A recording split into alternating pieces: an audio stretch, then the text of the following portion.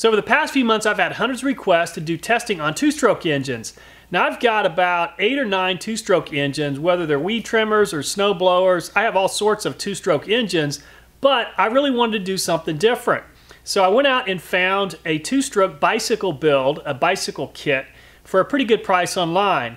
Now the price is probably indicative of the quality. It was only like $120, so I don't think this kit's very good. But if it needs a little modification to make it work, I think we're up to the task. So anyway, let's go ahead and get this project underway and put together this bicycle and just see how it does. All right, let's see what's in this bicycle kit.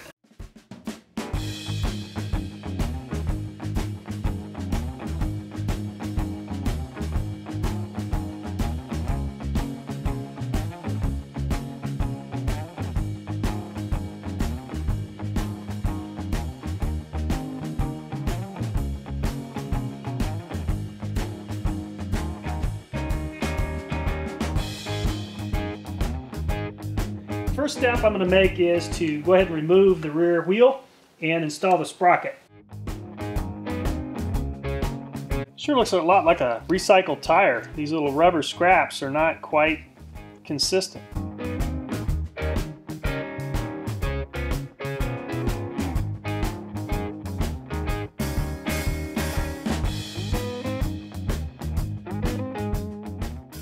So it's very important that I get this sprocket centered up perfectly, and unfortunately it's going to be pretty hard to do unless I shim it up with something. So what I'm going to do temporarily is use some zip ties to stick between the sprocket and the axle itself, the hub itself, and that's going to help me shim it up and make sure that everything is spaced just right.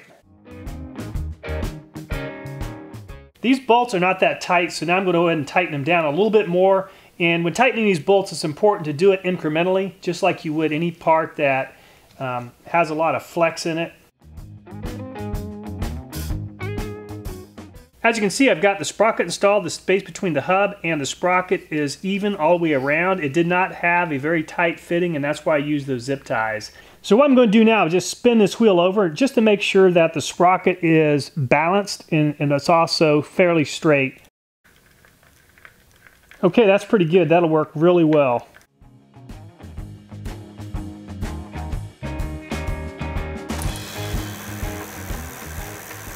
So before I put this engine on, I'm really curious regarding what the inside of this engine looks like, and I'm also curious about how much torque is applied to these head bolts. So I've got a little torque adapter hooked up to my wrench. I'm going to go ahead and take this cylinder head off and then take a look inside. Okay, that was torqued to 9.2 foot-pounds of torque. 11.9. Okay, 8.5. And 7.3.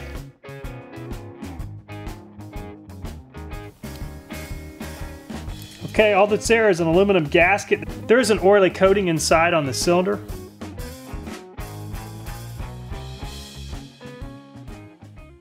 Okay, it looks like the back bike mount will work, but the front bike mount is too narrow. This kit came with, it looks like another universal adapter, so I'm going to go ahead and swap these two bolts out and put the other adapter on.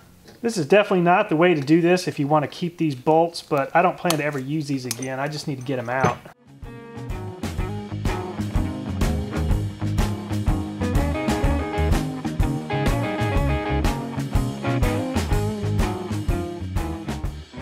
I'm going to remove the rubber handle grips. These things can be difficult to work with. Rather than getting these all oily, I'm just going to use compressed air and a nozzle. I learned this trick many years ago.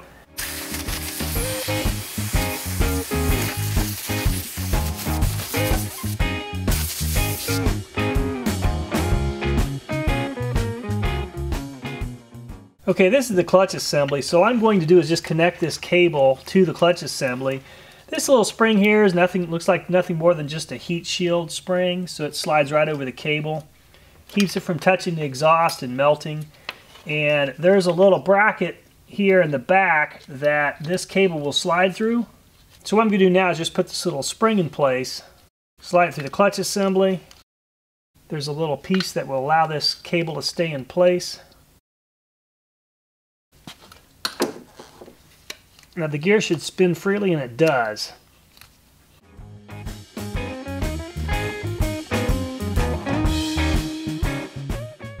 So up next I'm going to hook up the throttle cable. So what I have to do, there's a little dowel that needs to fit into this handlebar. It's a 1/4 inch. So what I'm going to do is just mark my handlebar where I need to drill a hole and then tap a 1/4 inch hole. So anytime I have to drill a hole in something that's round, I like to use a center punch just to sort of create a little indentation. That allows the drill bit to stay in the right place while I'm drilling.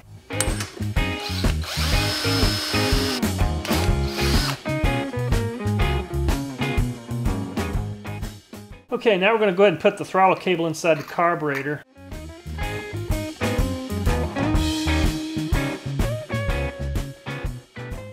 Alright, if you look inside the carburetor, you can see the carburetor is cooperating and working correctly. Okay, I'm going to go ahead and install the coil. So the gas tank's going to rest right on top of these cables, and that's going to be a problem because I won't be able to use my brake. So what I've done is I've split a piece of PVC pipe, which is going to overlay these cables.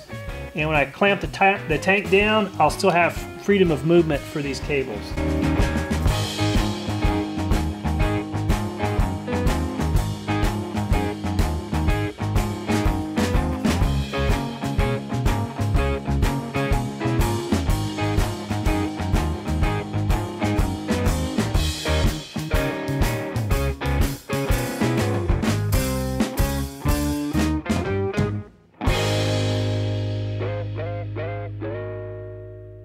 So I want to install the chain guard. I think chain guards are pretty important, especially when the chain is this high up because loose clothing could get caught in it. So the front of this is supposed to attach near the front sprocket and the back is supposed to be zip tied around this frame. And as you can see, that's just not going to work. It's going to come in contact with the chain, at least it is at the bottom, as well as it's all contorted. So what I'm going to do is I'm going to just cut a little bit of metal out so it'll fit nice and tight up against the frame, and I'll poke a couple holes in this and zip tie it together so it'll have a nice secure fit.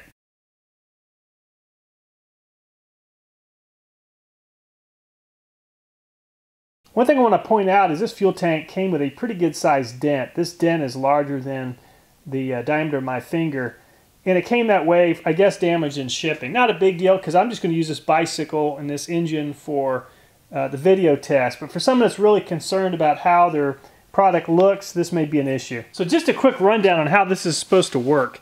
Obviously the engine's going to have a choke. So if you want to start this bike, what you do is squeeze the clutch lever.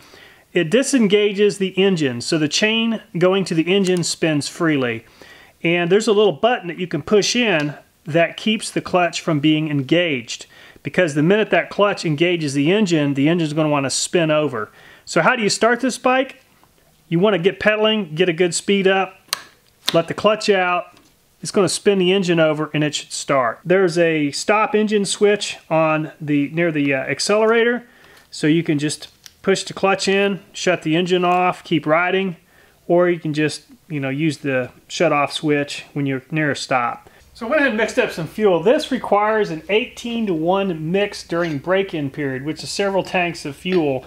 I was really surprised. This thing's probably going to smoke quite a bit.